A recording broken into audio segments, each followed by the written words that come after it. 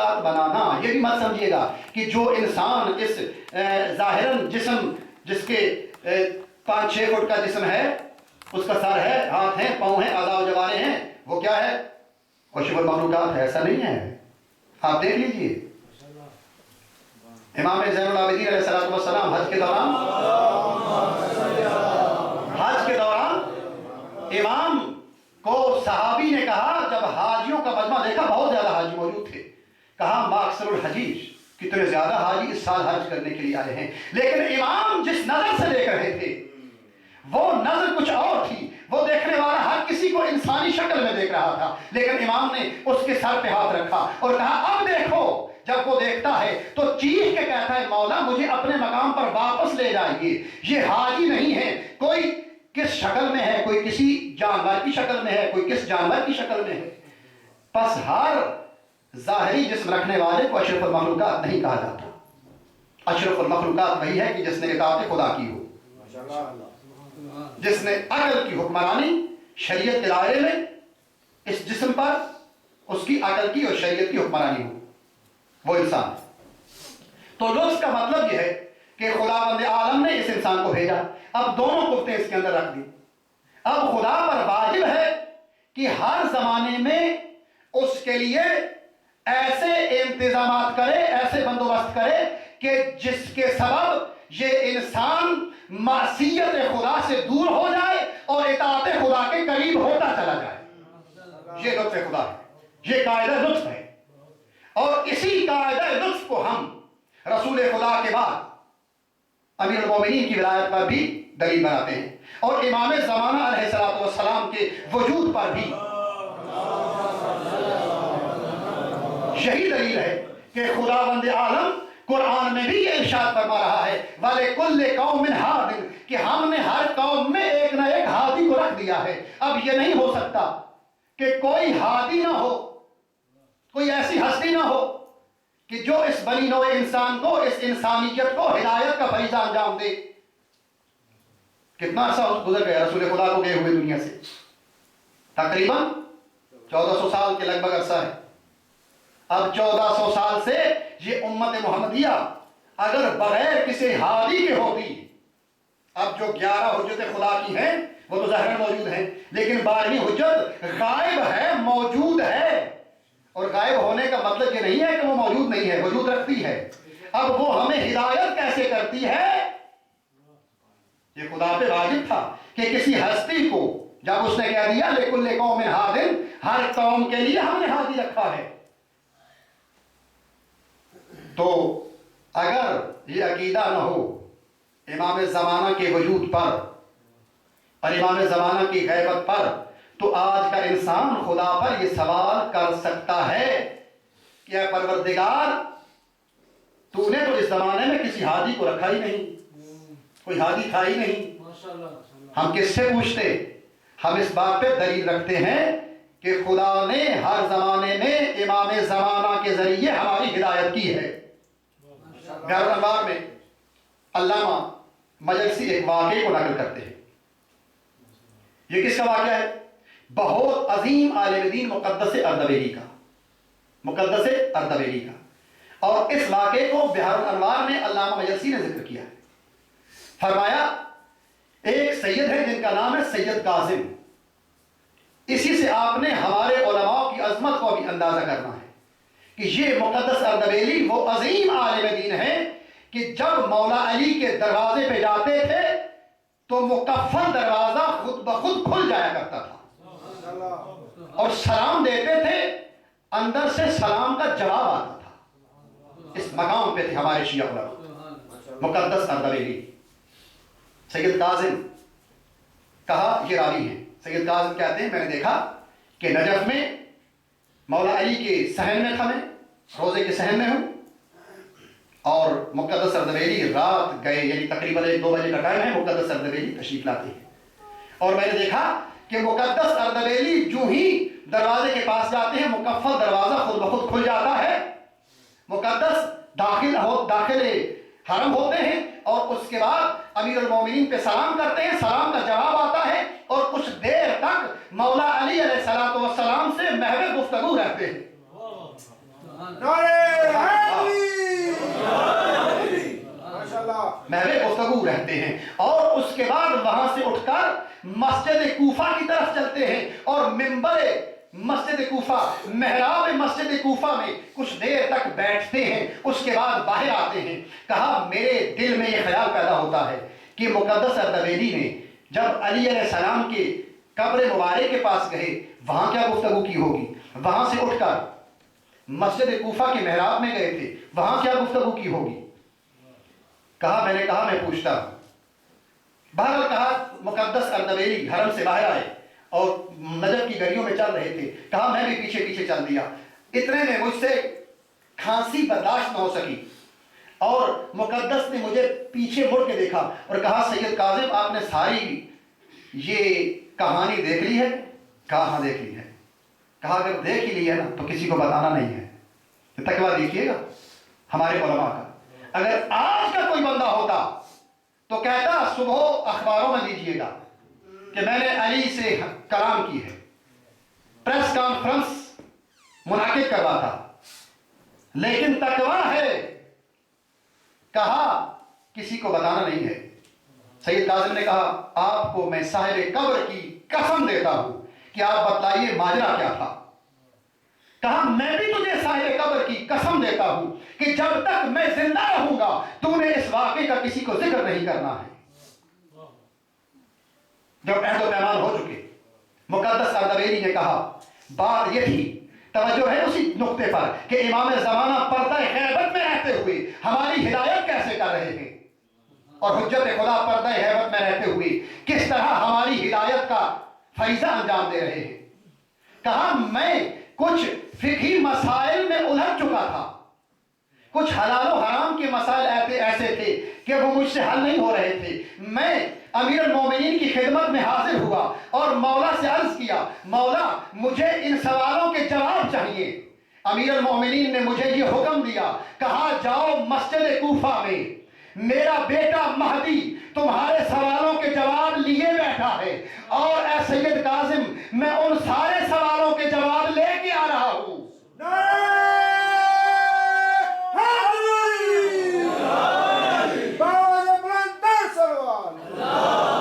سید کاظم میں اپنے وقت کے امام سے سارے سوالوں کے جواب لے گیا تھا۔ ہمارا ایمان ہے کہ امام مداخلت کرتے ہیں، امام موجود ہیں۔ تو عزیزان گرامی یہ ہمارا عقیدہ ہے، اور ہماری یہ ادلہ بھی، اس پہ بہت زیادہ ادلہ موجود ہیں کہ خدا نے امام زمان کو، امام مہدی کو اس دنیا میں بھیج دیا ہے امام حسن عسکری کی شہادت سے 5 برس پہلے۔ اور اس بات پر علماء اہل سنت کے اعترافات بھی موجود ہیں جن کو ذکر کرنے کا ٹائم نہیں ہے، وہ ایک تحقیقی عمل ہے، اگر کسی کو چاہیے ہو تو اس پہ بھی انشاءاللہ تحقیق کی جا سکتی ہے کہ جن علماء نے اس بات کو مانا ہے علماء اہل سنت نے کہ امام مہدی کی ولادت بسعادت امام حسن عسکری کے ہاں ہو چکی ہے، یہ ہمارا عقیدہ ہے۔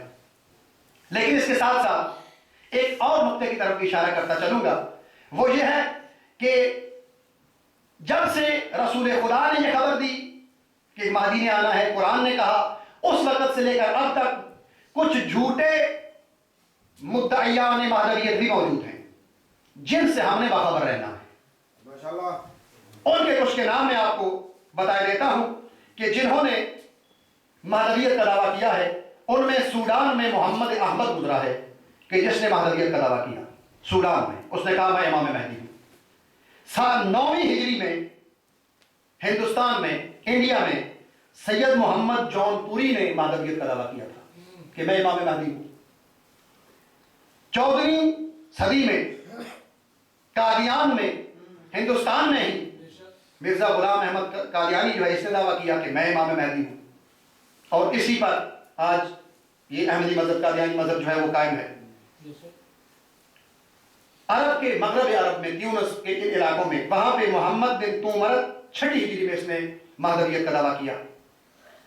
سعودی عرب میں محمد بن عبد القحطانی اس نے دعویٰ کیا کہ میں امام مہدی ہوں۔ ایران میں علی رضا شیرازی نے دعویٰ کیا ہے، یہ 1819 سے 1850 اس کا یہ عرصہ ہے جس عرصے میں اس نے مہدویت کا دعویٰ کیا ہے۔ اور تقریباً یہ بھی آپ کو میں بتلا دوں کہ کہ اب بھی یہ کوششیں کی جا رہی ہیں کہ جھوٹے امام مہدی کو بنا دو. ٹھیک ہے، شیعوں میں یہ کوشش کی گئی امام مہدی کی، سنیوں میں بھی کی گئی، کیونکہ یہ عقیدہ تو موجود تھا نا دونوں کے ہاں کہ کسی نے آنا ہے. تو قادیانیت کو یہاں کی شیطانی قوتوں نے سنیوں کے ہاں مرزا غلام احمد قادیانی کو پیدا کیا، اور شیعوں کے ہاں اس جیسے لوگوں کو، علی رضا شیرازی جیسے لوگوں کو پیدا کیا. اور اب ریسنٹلی اس وقت عراق میں جو بصرے میں حرکت مہدویہ چل رہی ہے، اس کا نام ہے احمد اسماعیل السلمی، اس کا جو لقب ہے احمد الحسن الجمانی، جو کہتا ہے میں امام مہدی ہوں. ہم نے اس سے بھی ہوشیار رہنا اور دیکھنا ہے کہ کہیں ہمیں حقیقی امام مہدی کی صفات نہ معلوم ہوئی تو کہیں ہم کسی غلط کو اپنا امام نہ بنا دیں. تو عقیدہ جب موجود ہے، یہ کیوں کب ممکن ہے، کب ہم ان جیسی چیزوں سے بچ سکتے ہیں کہ جب ہمیں حقیقی امام مہدی کی صفات پتہ ہو، امام کی معرفت ہو. امام زمانہ کی معرفت جب تک نہیں ہوگی اس وقت تک کل کوئی دعویٰ کرے گا میں امام مہدی ہوں، ممکن ہے آپ میں سے ہم میں سے کوئی آ کے اس کو اپنا امام مان لے، لیکن وہ کون ہو؟ وہ جھوٹا ہو. تو جائے گا درود بھیجیے محمد والے محمد پہ، ہم آگے بڑھاتے ہیں. تو شیعہ اور سنیوں کا یہ مشترک عقیدہ ہے. لیکن ہم نے آج چند احادیث کو ذکر کرنا ہے علمی انداز میں کہ ہم نے جو دعویٰ کیا وہ کیا ہے کہ امام مہدی کی ولادت ہو چکی، ایک دعویٰ ہے. دوسرا کیا ہے کہ امام مہدی نسل رسول سے ہے، یہ امام کی صفات ہے. تیسرا نسل فاطمہ سے ہے، نسل حسین ابن علی سے ہے. یہ ہمارے دعوے ہیں. امام حسن عسکری کے جب گھر ولادت ہوتی ہے تو ہر امام کا شجر نسب کہاں جاتا ہے؟ امام حسین تک جاتا ہے. تو کیا اس دعوے پر، اس عقیدے پر رسول خدا کی زبان سے ہمارے پاس کوئی دلیل موجود ہے یا نہیں؟ تو میرے محترم دوستو، تواتر سے احادیث موجود ہیں. اور یہ بھی بتا دوں کہ تواتر کا مطلب یہ ہوتا ہے کہ اگر کسی حدیث کو 10 سے زیادہ، 10 راوی، اس سے کم کو بھی بعض نے تواتر کہا ہے، لیکن یہ ہے کہ کم از کم 10 راوی جس حدیث کو ذکر کریں وہ متواتر حدیث ہوتی ہے، اور اس حدیث کا انکار ممکن نہیں ہوتا. اور جو احادیث میں ذکر کرنے چلا ہوں یا عقیدہ مہدویت پر جو ہمارا اعتقاد ہے، اس پر جو برادران اہل سنت کی کتب میں احادیث موجود ہیں، ان کو جن جن صحابہ نے ذکر کیا ان کی تعداد 10 سے کہیں زیادہ ہے. ان میں خود امیر المومنین علی ابن ابی طالب ہیں، عبداللہ ابن عباس ہیں، عبداللہ ابن عمر ہیں. اور کم از کم مسلمانوں کو یہ تو ماننا چاہیے نا کہ ہمارے دوسرے خلیفہ کا بیٹا یہ حدیث ذکر کر رہا ہے. انس بن مالک ہے، ابو سعید خدری ہے. اس طرح کے دیگر صحابہ نے ان احادیث کو نقل کیا ہے. اور سب سے پہلی حدیث جو میں کوٹ کر رہا ہوں وہ عبداللہ ابن عمر کی تذکرۃ الخواص میں بھی موجود ہے، منہاج السنہ میں بھی موجود ہے. اور اس کے راوی مسلمانوں کے دوسرے خلیفہ حضرت عمر کے بیٹے عبداللہ ہیں. کہا میں نے رسول اللہ سے سنا، فرمایا یخرج فی آخر الزمان رجل من صلبی من اہل بیتی اسمہ کا اسمی کنیتہ کا کنیتی یملا الارض قسطا وعدلا کما ملئت ظلما وجورا. کہ میں نے رسول خدا سے یہ سنا کہ آخری زمانے میں ایک مرد، توجہ، ایک مرد، وہاں پہ بھی کہا نا کہ میں کل علم اسے دوں گا جو مرد ہوگا، یہاں پہ بھی کہا وہ ہوگا جو مرد ہوگا.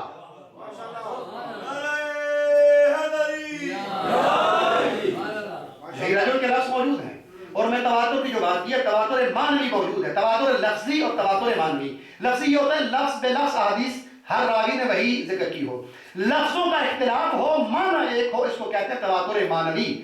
اور بہت بڑے عالم اہل سنت کے قاضی شوکانی نے اس بات کا اعتراف کیا. یہ جو میں بات کہہ رہا ہوں نا کہ اس پر تواتر موجود ہے، یہ میرا جملہ نہیں ہے بلکہ قاضی شوکانی کا جملہ ہے، علامہ کا جملہ ہے اہل سنت کے. وہ کہتے ہیں کہ اس یعنی ان احادیث پر جو پیغمبر نے مہدویت کے بارے میں ارشاد فرمائی ہیں تواتر معنوی موجود ہے.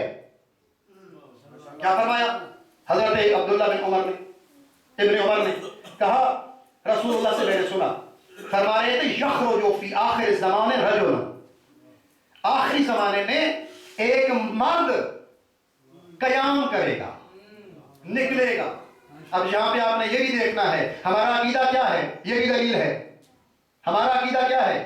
پیدا نہیں ہوں گے بلکہ موجود ہیں، پردہ غیبت سے باہر آئیں گے۔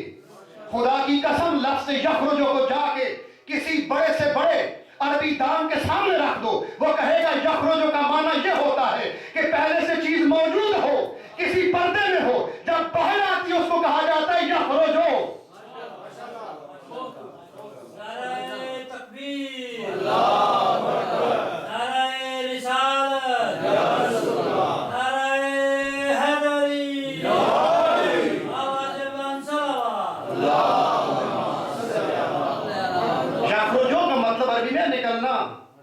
نکلتی تب ہے پہلے سے موجود ہو، اور اگر پیدا ہونے کا ہوتا تو رسول خدا جیسا کوئی فصیح و بلیغ تھا وہ کہہ سکتے تھے نا یولد ہو، پیدا ہوگا، وہ لفظ کہتے ہیں نا یولد فی آخر الزمان، آخری زمانے میں ایک شخص پیدا ہوگا۔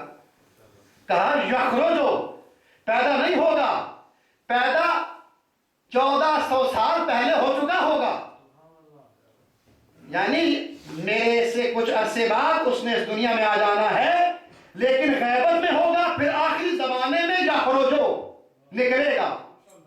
فی آخر زمان رجل، ایک مرد قیام کرے گا، ایک مرد نکلے گا، من صلبی من اہل بیتی، میری نسل سے، میری اہل بیت کی نسل سے، اسمہ کا اسمی، اس کا نام میرا نام ہوگا، میرا نام بھی محمد ہے، اس کا نام بھی محمد ہوگا، کنیتہ کا کنیتی، اس کی کنیت بھی میری کنیت پر ہوگی، یملأ الارض، جو زمین کو بھر دے گا عدلا، عدل سے، کما ملئت ظلما وجورا، اس طرح بھرے گا کہ جس طرح وہ ظلم و جور سے بھر چکی ہوگی۔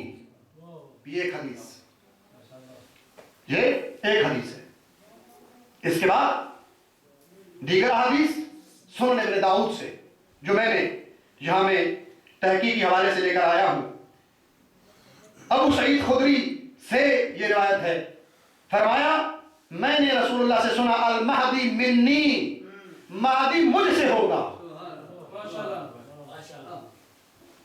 اجل الجبہہ، کشادہ پیشانی والا، یہ امام کی نشانیاں سن لو، کشادہ پیشانی والا، اغنى الانف، اونچی ناک والا، خوبصورت ناک والا،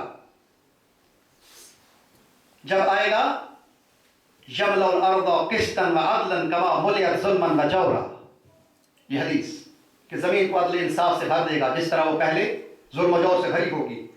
دوسری حدیث جو امیر المومنین علیہ السلام نے نقل کی ہے، سنن ابی داؤد میں موجود ہے، فرمایا لو لم یبقى من الدہر الا یوم، کہ قیامت میں، دیکھیں رسول اللہ کتنی تاکید کر رہے ہیں، فرمایا کہ قیامت کو آنے میں ایک دن ہی کیوں نہ رہ جائے، تب بھی خدا لبعث اللہ رجلا من اہل بیتی، یہاں پر بھی لفظ رجل کہا کہ خدا بند عالم میری نسل میں سے، میرے اہل بیت میں سے ایک مرد کو مبعوث کرے گا۔ یہاں پر بھی لفظ بعث کہا، یولد نہیں کہا۔ بعثہ کا مطلب بھی ہوتا ہے کسی کو بھیجا جانا، بھیجا اس کو جاتا ہے جو پہلے سے موجود ہوتا ہے۔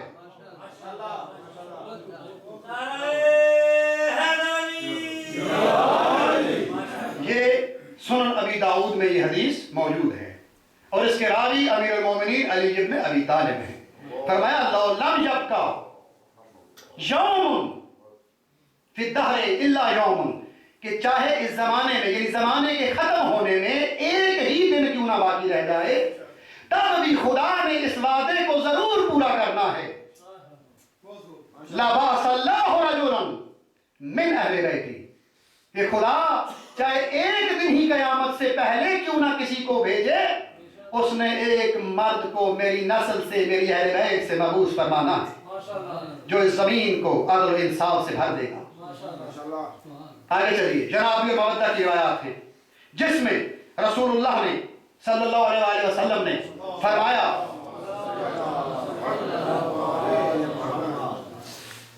جنابی المودہ جس میں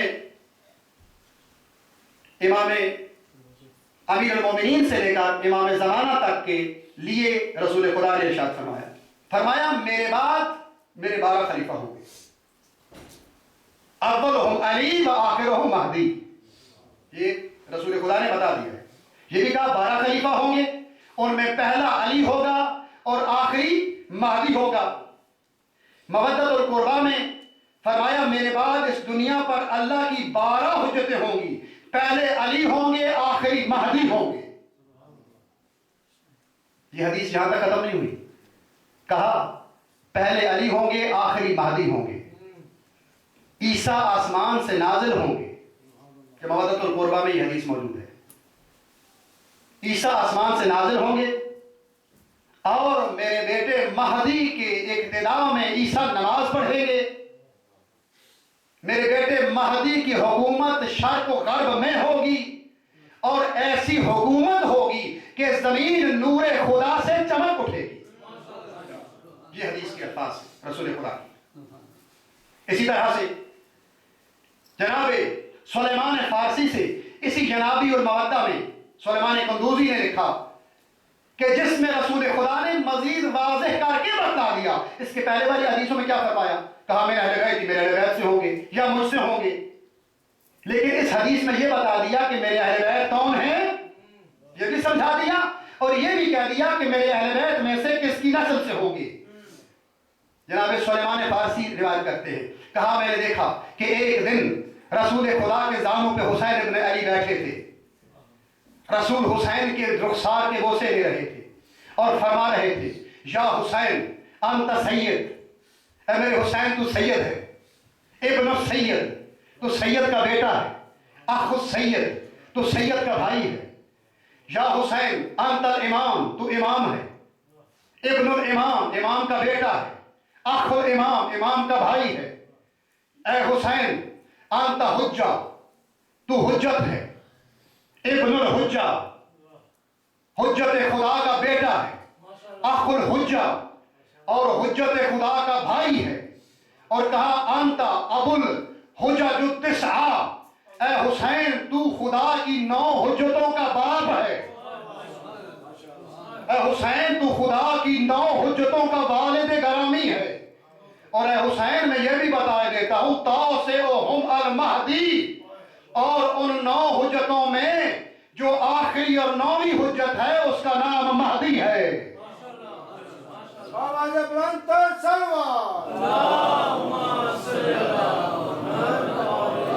اس حدیث میں رسول خدا نے یہ بھی بتا دیا کہ مہدی میرے بیٹے حسین کی نسل سے ہوگا. ایک اور حدیث بھی جناب سلیمان فارسی سے ہی نقل ہوئی ہے کہ جس میں جناب رسول خدا نے جب یہ بتلایا کہ آخری زمانے میں ایک رجل ایک مرد میری نسل سے آئے گا، تو صحابہ نے پوچھا، جناب سلیمان نے پوچھا. ایک اور طرح سے یہ حدیث موجود ہے کہ اس وقت امام حسین قریب موجود تھے اور جناب سلیمان نے یہ پوچھا کہ یا رسول اللہ یہ بتلائیے کہ آپ کی اہل بیت سے تو ہوں گے، نسل فاطمہ سے ہوں گے. حدیث کیوں ہے؟ فرمایا کہ نسل فاطمہ سے ہوگا مہدی. تو جناب سلیمان نے پوچھا کہ فاطمہ کے تو بیٹا حسن بھی ہے حسین بھی ہے، یہ بتلائیے کس کی نسل سے ہوگا. تو امام حسین نے جناب سلیمان فارسی فرماتے ہیں کہ حسین کی گردن پر ہاتھ رکھ کے پیار کر کے فرمایا من ھذا، اس حسین کی نسل سے ہوگا. وزیدان گرامی، ہمارا جو عقیدہ ہے وہ کیا ہے؟ ہمارا دعویٰ کیا تھا کہ ہمارے امام کی ولادت ہو چکی ہے ایک، اور ہمارا جو عقیدہ ہے دعویٰ ہی نہیں ہے بلکہ عقیدہ ہے، عقیدہ ہے نا کہ ان کی ولادت ہو چکی ہے ایک، اور جس کو ہم مہدی مانتے ہیں بعد مصداق میں ہو رہی ہے. دیکھیں یہاں تک تو برادران اہل سنت ہمارے ساتھ شریک ہیں نا کہ وہ مانتے ہیں کہ ان کا نام مہدی ہوگا، وہ یہ بھی مانتے ہیں کہ وہ نسل رسول سے ہوں گے. لیکن اختلاف کہاں تھا؟ کیا وہ دنیا پہ آ چکے یا نہیں، وہ کون ہوں گے، کس کی نسل سے ہوں. مصداق میں فرق ہے. یعنی مصداق کا مطلب یہ ہوتا ہے کہ فزیکلی ہم دیکھیں وہ کون ہیں. اب ذرا دیکھنا ہے کہ جو اعتقاد ہم رکھتے ہیں کیا وہ احادیث رسول سے مطابقت رکھتا ہے یا نہیں. ہمارا کیا عقیدہ ہے؟ وہ دنیا میں آ چکے ہیں، وہ دنیا میں آ چکے ہیں۔ رسول خدا نے کہا یخرجو، ان کا عقیدہ ہے آنا ہے، ہونا چاہیے تھا یولدو۔ رسول خدا نے کہا یخرجو و یبعثو جیسے الفاظ استعمال کیے، اور جا کے قواعد عربیہ کے کسی بھی ماہر سے پوچھ لیجئے کہ یخرجو اور یبعثو کے الفاظ اس وقت استعمال ہوتے ہیں کہ جب پہلے سے کوئی چیز موجود ہوتی ہے، یا وہ قیام کرتی ہے یا اس کو کسی کے حکم سے بھیجا جاتا ہے۔ تو رسول خدا کی حدیث سے یہ ثابت ہو گیا کہ ہمارا جو عقیدہ ہے کہ ان کی ولادت ہو چکی ہے، یہ صحیح عقیدہ ہے۔ دوسرا ہمارا یہ عقیدہ ہے کہ امام مہدی لوگوں نے کسی کو، توجہ، لوگوں نے کسی کو غلام احمد قادیان سے اٹھا، نہ ماں کا پتہ نہ باپ کا پتہ، اس کو امام مہدی مان لیا کیونکہ ان کے پاس کوئی مہدویت کا معیار نہیں تھا۔ میں یہ دعوے سے کہتا ہوں نا کہ سنیوں کو قادیانی بنانا آسان کام ہے، آؤ ذرا علی والوں کو قادیانی بنا کے دیکھو۔ میں تم سے پوچھوں گا کہ جن کو پتا ہے مہدی کون ہے، انہیں پتہ نہیں ہوتا مہدی کے فضائل کیا ہیں۔ ہم اگلی مجالس میں یہ بھی بتائیں گے کہ جو مہدی ہوگا وہ قادیانی، جس کو تم قادیان میں اپنا امام مانے بیٹھے ہو، وہ اتنا شجاع نہیں ہوتا کہ بھاگ کے یہاں آ جائیں،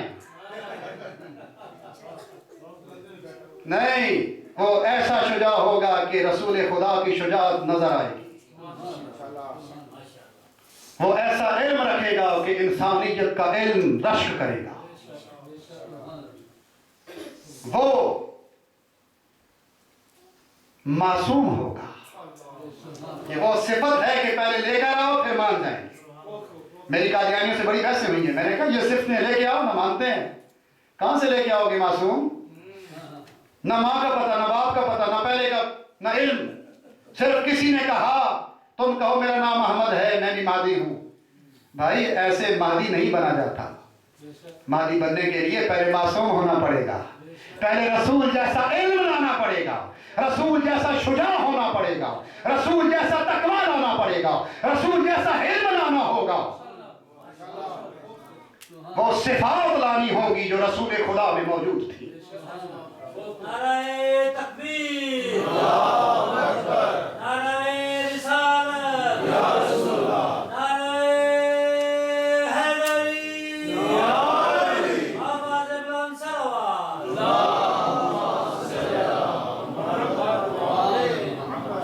تو یہ وہ ہستی کہ جس نے آنا ہے اس زمین پر۔ تو ہم نے کہا یہ نشانیاں ہم نے بتائی آج۔ ایک تو موجود ہے، پردہ غیبت میں ہے، قیام کرے گا۔ یبعث اللہ، یعنی اللہ اس کو بھیجے گا۔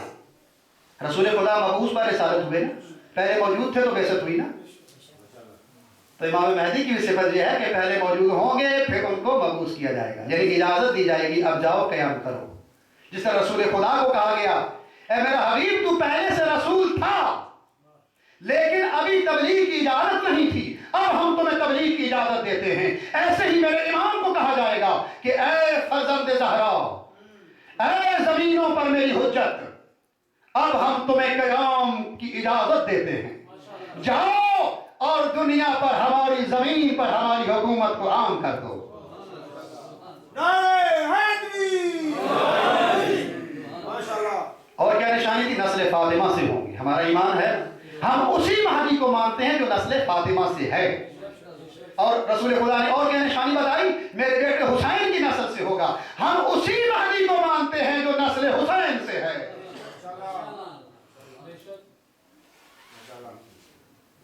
بس عزادارو، ہمیں اس محرم کے عشرے میں اپنے وقت کے امام کو پہچاننا ہے۔ وقت زیادہ ہو چکا ہے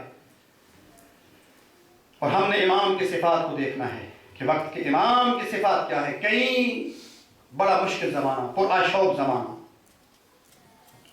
مولا جی کا بھی فرمان ہے ایک وقت آئے گا جس وقت حق کی پہچان نہیں رہے گی، پتہ نہیں چلے گا حق کیا ہے باطل کیا ہے۔ حق باطل کے ساتھ خلط ہو جائے گا۔ یہ زمانہ آ چکا ہے۔ کہیں ایسا نہ ہو کہ ہم وقت کے امام کو نہ پہچان سکیں۔ اور یہ بھی یاد رکھیے گا وقت کے امام کو وہی پہچانے گا کہ جو مومن ہوگا، جو متقی ہوگا۔ میں نے تو ایک روایت یہ بھی پڑھی ہے کہ ان آنکھوں کو امام کی زیارت نہیں ہوگی جنہوں نے کبھی کسی عورت کا رقص دیکھا ہو، وہ آنکھیں امام کی زیارت سے محروم رہیں گی، نہیں کر سکے گی کہ جنہوں نے کسی عورت کا رقص دیکھا ہو۔ اس طرح کی روایات موجود ہے، بڑی سخت روایات ہے۔ ہم نے امام کے لیے اپنے آپ کو تیار کرنا ہے، اور اس عشرہ محرم الحرام میں اسی خدائی، اسی الہی حکومت کے لیے، اسی حکومت کے قیام کے لیے امام نے اپنا سب کچھ دیا تھا۔ اس عشرہ محرم الحرام میں ہم نے اپنے وقت کے امام کے ساتھ وعدہ فرمانا ہے، وعدہ کرنا ہے، اور امام کی معرفت کو حاصل کرنے کا عزم کرنا ہے، ارادہ کرنا ہے، اور ان مجالس میں آنے کا مقصد سمجھنا ہے، ہدف جاننا ہے۔ بس عزاداروں نے امام مظلوم، میں یہ کہنا چاہتا ہوں کہ یہ جو کربلا ہے نا، اس کی ابتدا یا آل محمد پہ ظلم کی ابتدا کربلا سے نہیں ہوئی، بلکہ اس کی ابتدا اس وقت ہو چکی تھی جب رسول خدا کا انتقال ہوا۔ بس چند جملے مسائل کے، میں چاہتا ہوں کہ امام زمانوں کو ان کی مظلوم دادی جناب زہرا کا پرسہ دیا جائے۔ عزاداران سید الشہداء، اس ظلم کی ابتدا تب ہوئی کہ ادھر سے رسول خدا کی آنکھیں بند ہوئی، اور وہ دروازہ کہ جس دروازے پہ جناب جبرائیل و میکائیل کھڑے ہو کے اجازت طلب کیا کرتے تھے، وہ دروازہ کہ جس دروازے پہ کائنات کا رسول خاتم المرسلین کھڑے ہو کے اجازت مانگے کرتے تھے، اس دروازے پہ مسلمان آگ لے کے آ گئے، اور اس بی بی پہ ظلم و ستم کیے گئے کہ جس بی بی کو دربار میں کھڑا کیا گیا، کہ جس بی بی کے احترام میں خاتم المرسلین کھڑے ہو جایا کرتے تھے۔ اور حضرت عائشہ روایت کرتی ہیں، صرف یہاں تک روایت نہیں ہے بلکہ کہا کہ رسول خدا کی خدمت میں جب جناب زہرا آتی نا تو رسول خدا اپنی مقام سے اٹھ کھڑے ہوتے، قاما و اجلسہا، اور بی بی کو صرف احتراماً کھڑے نہیں ہوتے تھے بلکہ وہاں بٹھاتے تھے جہاں خود بیٹھے ہوتے تھے۔ میں کہوں گا مسلمانوں، آپ کو تو رسول خدا کی رحلت کے بعد زہرا کو رسول خدا کا، جناب زہرا کو ان کے بابا کا پرسہ دینا چاہیے تھا، لیکن عزادارو میرے سلام ہو جناب زہرا کے صبر پر۔ جناب زہرا کو کچھ ایسا پرسہ دیا گیا کہ بی بی کہتی ہیں، بابا یا ابتا صبت علی مصائب لو انہا صبت علی الایام سرنا لیالیا، کہ بابا آپ کے بعد زہرا پہ وہ مصائب آئے، اگر یہ مصائب دنوں پہ آتے راتوں میں بدل جاتے، اگر پہاڑوں پہ آتے پہاڑ ریزہ ریزہ ہو جاتے، نہ جانے کیسے مصائب تھے۔ ہاں عزادارو، میں یہ بھی کہتا رہتا ہوں کہ بی بی زہرا کو فدق چھن جانے کا غم نہیں تھا، فدق مادی مال تھا، لیکن جو مصائب زہرا پہ آئے تھے نا، سب سے بڑی مصیبت یہ تھی کہ علی علیہ السلام ایک دن گھر میں تشریف لاتے ہیں اور آ کے کہتے ہیں، زہرا اے رسول کی بیٹی۔ مولا علی گریہ کرتے ہیں، فرماتے اے رسول کی بیٹی، آج علی بہت غریب ہو گیا۔ یہ زہرا کے مصائب ہیں، اس کا اندازہ کیجئے گا اور سمجھیے گا کہ زہرا کے مصائب کیسے تھے۔ ویسے نہیں کہا، توجہ کبھی آپ نے کی ہے کہ بی بی نے کہا صبت علی الیوم مصائب، کہ بابا آپ ایک معصومہ ہے، بی بی معصومہ ہے، اور کیا رہی ہے، بابا آپ کے بعد ایسے مصائب آئے، اگر دنوں پہ آتے سر نہ لیا، وہ دن راتوں میں بدل جاتے۔ اور یقیناً زہرا کی حالت بھی بدل گئی تھی نا، کہ جب دربار گئی تھی زہرا 18 سال کی جوان تھی، جب زہرا دربار سے روتی ہوئی واپس آئی، زہرا کے سر کے بال سفید ہو گئے تھے۔ بس عزادارو، علی روتے ہوئے گھر میں تشریف لائے، کہا علی رو کیوں رہے ہیں؟ کہا زہرا نہ سن سکو گی، علی کی مظلومی یہاں تک ہو چکی ہے، تیرے بابا نے تو کہا تھا نا، من کنت مولا ہو فہذا علی المولا، کہ جس کا میں مولا ہوں اس کا علی مولا ہے۔ لیکن آج علی اتنا مظلوم ہو چکا ہے، آج علی اتنا غریب ہو چکا ہے۔ پہلے یہ تھا کہ لوگ مجھے سلام نہیں کرتے تھے، لیکن اب یہ نوبت پہنچ چکی ہے کہ جن پہ میں سلام جاتا ہوں وہ میرے سلام کا جواب نہیں دیتے۔ اجرکم اللہ، اجرکم اللہ۔ خدا آپ کو سوائے غم امام مظلوم کے نہ رلائے۔ بس عزادارو، یہ لوگ در زہرا پہ آگ لے کے بڑھے اور زہرا کو کہا ابو الحسن کو باہر بھیجو۔ یہ کہنا تھا، بی بی نے کہا تمہیں در و دیوار، چار دیواری کا احترام ملحوظ رکھنا ہوگا۔ آپ کو پتا ہے اس گھر میں حسنین موجود ہیں، اور تمہیں یہ بھی پتا ہونا چاہیے یہ عام دروازہ نہیں ہے، بلکہ یہ وہ دروازہ ہے جس دروازے پہ تمہارے رسول جن کا تم کلمہ پڑھتے ہو رک کے اجازت مانگتے تھے۔ کہا ہوتا رہے ہمیں ابو الحسن کو گرفتار کر کے دربار میں لے جانا ہے۔ ہاں عزادارو، یہ شہیدہ ولایت ہے، یہ شہیدہ امامت ہے۔ ادھر سے اصرار بڑھا، کہا علی کو باہر بھیجو۔ بی بی سیسا پلائی ہوئی دیوار بن کے امامت کی حفاظت کے لیے دروازے کے پیچھے کھڑی ہوئی۔ ایک طرف سے کسی ملعون نے اس زور سے دروازے پہ ٹھوکر ماری کہ سیدہ در و دیوار میں آ گئی، اور آواز آئی فضا، فضا میرا محسن شہید ہو گیا، فضا میرا محسن شہید ہو گیا۔ اجرکم اللہ، اجرکم اللہ۔ بس عزادارو، میرے لاکھوں سلام ہو اس زہرا پہ، اس زہرا پہ۔ نہ جانے ایسی ضرب لگی کہ جتنا عرصہ زہرا زندہ رہی تاریخ میں لکھا ہے بی بی دائیں ہاتھ سے تسبیح نہ پڑھ سکتی تھی، دیواروں کے سہارے لے کے زہرا چلتی رہی۔ اور یہ راز اس وقت کھلا کہ جب علی نے زہرا کو غسل دیا، زہرا کی وصیت تھی نا، یا علی، یا علی غسلنی وحنتنی وکفنی، اے علی مجھے خود غسل دینا، اے علی مجھے خود حنوط کرنا، اے علی مجھے خود کفن پہنانا۔ علی جب زہرا کو غسل دینے لگے نا تو یہاں ایک مرتبہ علی کی نگاہ زہرا کے زخمی پہلو پہ پڑی۔ علی نے کہا زہرا مجھے معاف کرنا، ہائے ہائے اب مجھے پتا چلا تو دیواروں کے سہارے کیوں لیتی تھی، ہائے تو کیوں سیدھے ہاتھ سے تسبیح نہیں پڑھ سکتی تھی۔ زہرا بابا کے پاس جا کے میری شکایت نہ کرنا، زہرا علی غریب ہو گیا، زہرا میری شکایت نہ کرنا۔ بس عزاداراں نے سید الشہداء، عزاداراں نے جناب سیدہ، خدا آپ کو سوائے غم امام کے کسی غم میں نہ رلائے۔ بس آخری جملہ کہتا ہوں، عزادارو کفن ملا، زہرا کی میت تیار ہوئی، بس آخری جملہ ہے۔ عزاداراں نے سید الشہداء امام امیر المومنین نے جناب زہرا کے جنازے کو رکھا۔ بیٹوں سے کہا حسن بیٹا، حسین بیٹا، بیٹیوں سے کہا زینب بیٹا، ام کلثوم بیٹا، ماں کا آخری دیدار کر لو، ماں سے الوداع کر لو۔ عزادارو امام حسن آ گئے، ماں سے ودا کر لیا، جناب زینب آ گئی، ام کلثوم نے ودا کر لیا، لیکن کربلا کا غریب حسین ایک کونے میں کھڑا تھا۔ کہا بیٹا حسین کیا آپ نے ماں سے ودا نہیں کرنا؟ کہا بابا میں فخر عیسیٰ ہوں، میری ماں فخر مریم ہے، جب تک مجھے نہیں بلائے گی میں نہیں آؤں گا۔ بس عزادارو یہ جملہ کہنا تھا کہ ایک مرتبہ کفن کے بند کھل گئے، زہرا کے ہاتھ باہر آئے اور کہا آؤ میرا کربلا کا غریب بیٹا حسین، آؤ کربلا میں 3 دنوں کا پیاسا مارا جانے والا بیٹا حسین۔ بس عزادارو حسین آئے ماں سے ودا کرنے کے لیے، ماں کے گلے لگ گئے۔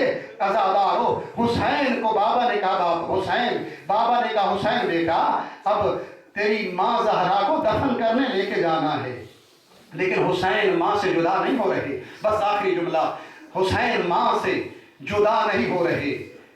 کہا حسین تیری ماں کو دفن کرنے لے کے جانا ہے، حسین ماں سے جدا کیوں نہیں ہو رہے؟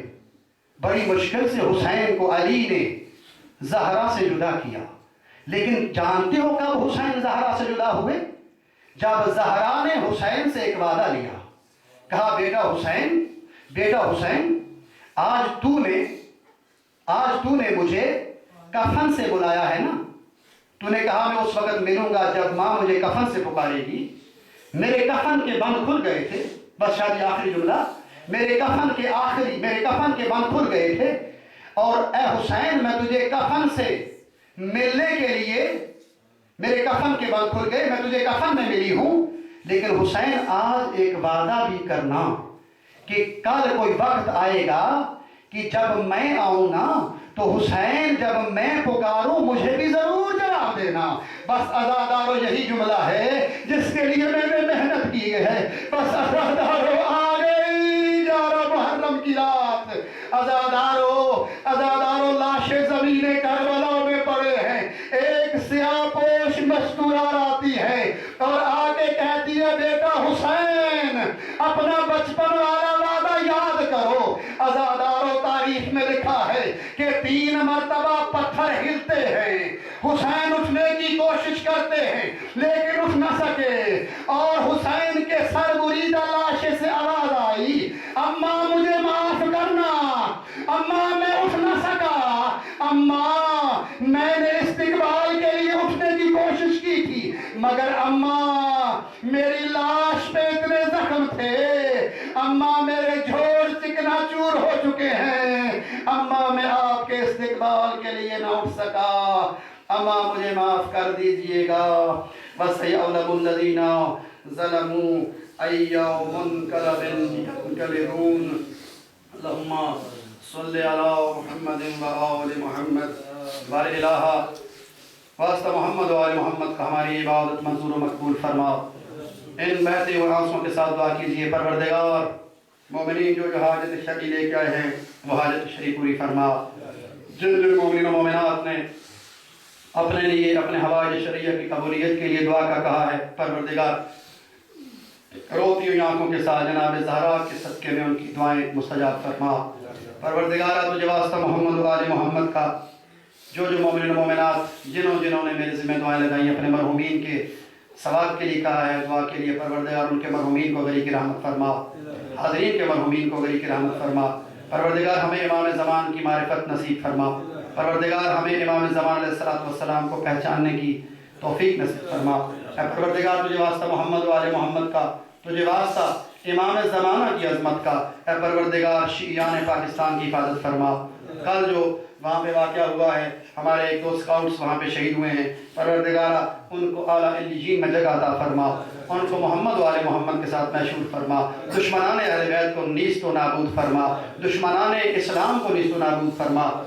ہم یہاں پہ اس اسٹیج پر جو نیٹو نے ہمارے ملک پاکستان پہ حملہ کیا ہے اس کی بھی بھرپور مذمت کرتے ہیں اور ایک طرح سے یہ قرارداد منظور کرتے ہیں کہ اس طرح کی جو بزدلانہ حرکتیں ہیں ان حرکتوں سے مسلمانوں کو جھکایا نہیں جا سکتا، اور یہ مسلمانوں کے جو تقریباً 24 ہمارے سولجر جو شہید ہوئے ہیں پاکستان کے، ہم ان کے ساتھ اظہار یکجہتی، ان کی فیملیوں کے ساتھ اظہار یکجہتی، ان کی مغفرت کی دعا کرتے ہیں، اور ساتھ یہ بھی مطالبہ کرتے ہیں کہ اس قسم کی کارروائیاں جو ہیں وہ انسانیت کے حق میں نہیں ہیں۔ اس قسم کی کارروائیوں سے انتہا پسندی اور دہشت گردی میں اضافہ ہوتا ہے، اس قسم کی کارروائیوں سے انتہا پسندی اور دہشت گردی رکتی نہیں ہے بلکہ اس سے اضافہ ہوتا ہے۔ اب یہ ہر پاکستانی، ہر غیور پاکستانی کی آواز ہے کہ جب ان کے 24 بندے مارے جائیں گے تو وہ پھر اپنا لائے عمل کریں گے، اور ممکن ہو سکتا ہے، عین ممکن ہے کہ وہ لوگ کہ جو پہلے کچھ اور فکر رکھتے تھے وہ پھر انتہا پسندی کی طرف آ جائیں۔ اس لیے ہم جو بھی اس کے ذمہ دار ہیں ان کو یہی پیغام دینا چاہتے ہیں کہ اس قسم کی کارروائیاں آئندہ نہیں ہونی چاہیے، اور ہم اس کی بھرپور مذمت کرتے ہیں۔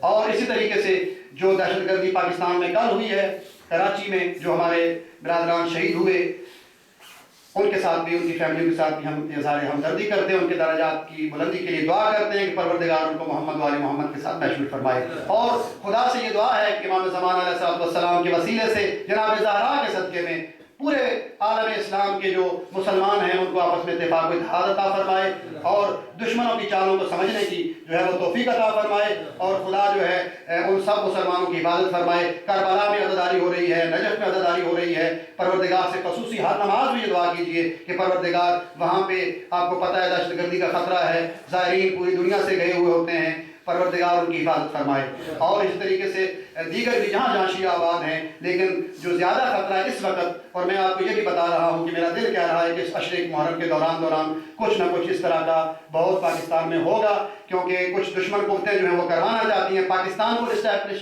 کرنے کے لیے بھی، اور خود شیعت کو بھی ان کو نقصان پہنچانے کے لیے۔ لیکن آپ دعا کیجئے کہ پروردگار ان کے مذموم مقاصد، مذموم عزائم کو خاک میں ملا دے، اور خصوصاً ہر نماز میں دعا کیجئے کہ پروردگار پاکستان کے جو مظلوم شیعہ ہیں، پاکستان کے جو محبان اہل بیت ہیں، جو ماتمی عزادار ہیں، ان کی خدا خصوصی حفاظت فرمائے۔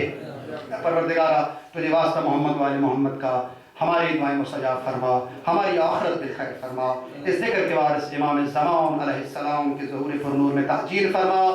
دعائے ظہور امام زمانہ۔ بسم اللہ الرحمن الرحیم۔ اللہم کن لولیک حجت ابن الحسن صلواتک علیہ وعلى آبائه في هذه الساعة وفي كل ساعة وليا وحافظا وقائدا وناصرا ودليلا وعينا حتى تسكنه أرضك وتمتعه فيها طويلا برحمتك يا أرحم الراحمين۔ اللهم صل على محمد وآل محمد۔